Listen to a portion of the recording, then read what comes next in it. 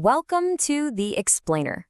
Today, we're digging into the wild story of how a simple ad for denim jeans managed to spark a massive culture war. So how on earth did a pun in a jeans ad spiral into a national debate that pulled in two of the world's biggest superstars? Let's get into it.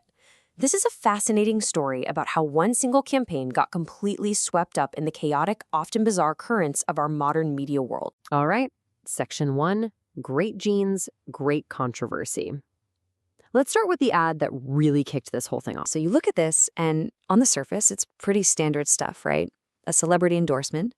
But that central pun, jeans, sounding exactly like jeans, I mean, it was so obvious. You couldn't miss it. And pretty much everyone noticed it immediately. Now, American Eagle, for their part, insisted, hey, this is just about our denim and Sydney's amazing success story. But, for a lot of critics online, that good jeans subtext, well, it set off some serious alarm bells. They connected it to the historically loaded and pretty troubling language of eugenics. Okay, on to Section 2, the backlash erupts.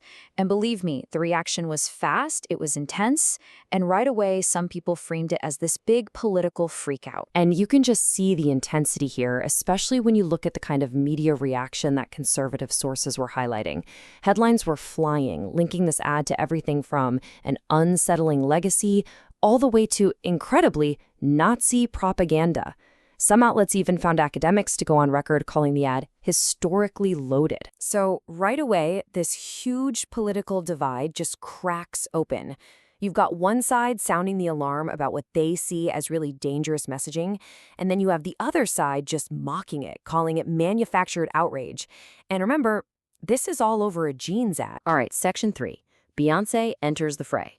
Just when you thought this whole thing couldn't possibly get any crazier, another superstar basically enters the chat, and, well, that changed everything. So right in the middle of all this heat, Beyoncé drops her own denim ad for Levi's. And she's also sporting a new blonde look.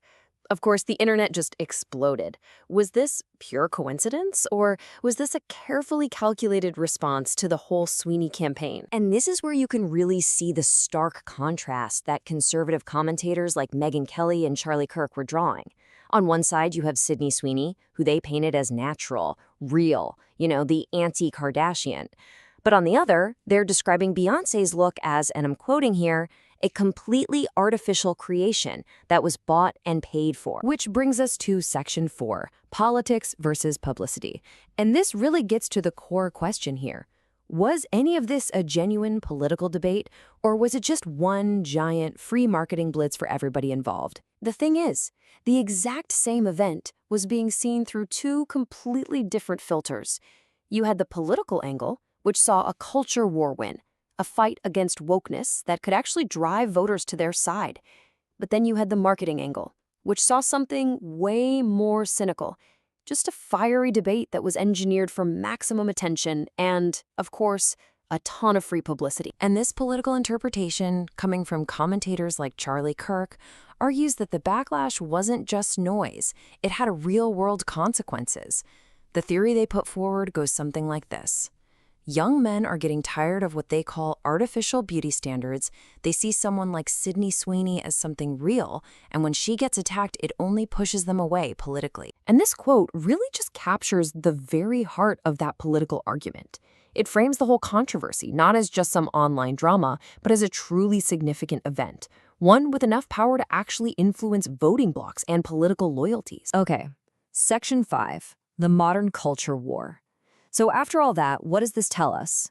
Really, this whole episode is a perfect, almost textbook case study of our modern media world. Yeah, when you take a step back and you look at this whole wild ride, it's just so clear how quickly and easily things can blow up.